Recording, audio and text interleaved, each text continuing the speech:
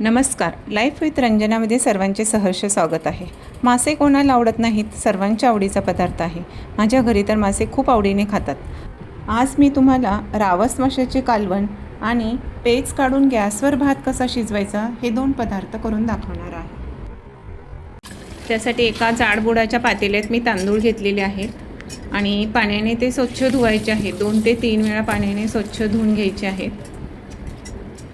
अशा प्रकारे अगदी चोळून छान प्रकारे हा माझा इंद्रायणी तांदूळ आहे, गावावरून आणलेला आहे. पाण्याने 2 ते 3दा धुवून झाल्यानंतर त्याला अंदाजे पाणी घ्यायचे आहे आणि गॅसवर ठेवायचे आहे. इथे कुकरचा वापर करायचा नाही, आपल्याला गॅसवरतीच भात शिजवायचा आहे. मोकळ्या टोपामध्ये गॅस मोठा ठेवलेला आहे.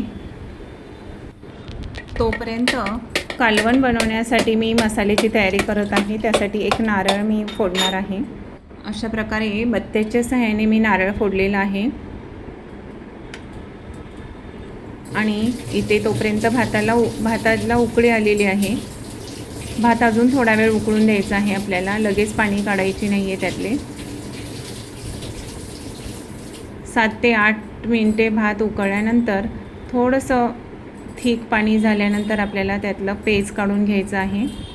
ते भाताच्या वरची जे पाणी येते त्याला पेज म्हणतात. ते लहान मुलांना किंवा आजारी माणसांना पिण्यासाठी फार चांगले असते. हा गावचा तांदूळ असल्यामुळे खूपच पौष्टिक हे पाणी असते. अशा प्रकारे मी पाणी काढून घेतलेलं आहे आणि भात शिजायला ठेवलेला आहे. पेज काढल्यामुळे हा भात पचायला हलका होतो, त्यामुळे जरी जास्त प्रमाणात खाल्ला तरी आपल्या शरीराला हानिकारक नसतो. मी आता कालवण बनवण्यासाठी काही पदार्थ घेतलेले आहेत. एक लहान कांदा घेतलेला आहे, 1 वाटी खोबऱ्याची तुकडे करून घेतलेले आहेत, 10 ते 15 लसणाच्या पाकळ्या, 1 इंच आलं, कोवळ्या देठासहित कोथिंबीर आणि 5 ते 6 कढीपत्त्याची पाने.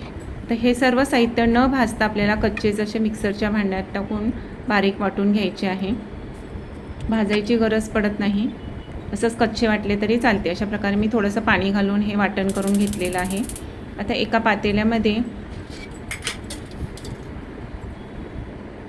3 ते 4 टेबलस्पून अंदाजाने तेल घ्यायचं आहे. तेल थोडं गरम झाल्यानंतर तेल गरम होते तोपर्यंत आपल्याला 2 मोठ्या लसणाच्या पाकळ्या चेचून घ्यायच्या आहेत. अशा प्रकारे लसूण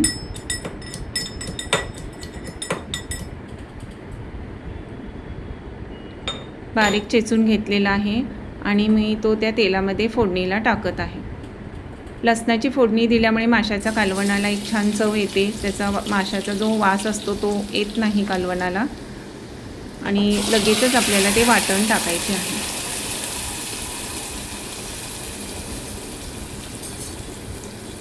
आता हे मिक्सरच्या भांड्यातलंही थोडंसं राहिलेलं आहे वाटण, ते मी टाकत आहे त्याच्यात.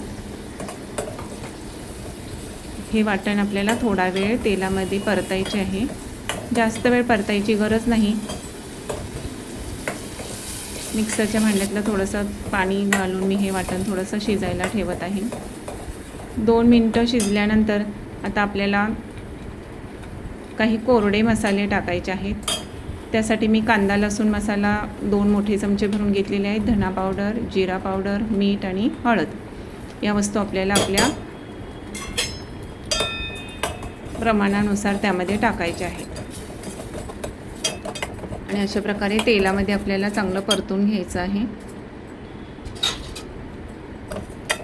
तर हे सर्व मसाला आपल्याला थोडा वेळ तेलावरती झाकण ठेवून परतायचा आहे. तोपर्यंत आपल्याला भात इथे शिजलेला आहे का ते पाहायचे आहे. आपला भात तयार झालेला आहे, दाखवते मी तुम्हाला. मग अशा प्रकारे आपला हा भात छानपैकी शिजलेला आहे. भात तयार झालेला आहे. आता आपलं कालवणही तयार होत चाललेलं आहे. 2 मिनटं आपल्याला झाकून ठेवल्यानंतर अशा प्रकारे तेल सुटते मसाल्याला. आता यामध्ये आपल्याला गरम पाणी घालायचे आहे. जेवढं आपल्याला कालवण हवं आहे त्यानुसार तेवढं आपल्याला पाणी ओतायचे आहे. कालवण जास्त पातळही करायची नाही आणि जास्त घट्टही करायचे नाही. त्याच्यामध्ये 2 आमसुलाचे तुकडे टाकलेले आहेत मी. आता कालवणाला उकळी यायची वाट बघायची आहे. कालवणाला उकळी येत चाललेली आहे बघा, मस्तपैकी तवंग येत चाललेला आहे. कालवणाला उकळी आल्यानंतर आपल्याला छान उकळी आलेली आहे. इथे मी रावस माशाचे 5-6 तुकडे घेतलेले आहेत. तुम्हाला हवे तेवढे तुम्ही टाकू शकता. हे आम्ही शेपूट आणि मुंडक्याचे तुकडे घेतलेले, बाकी मधला मासा आपल्याला फ्राय करायचा होता म्हणून मी फक्त शेपूट आणि तोंड एवढे तुकडे त्यामध्ये टाकलेले आहेत.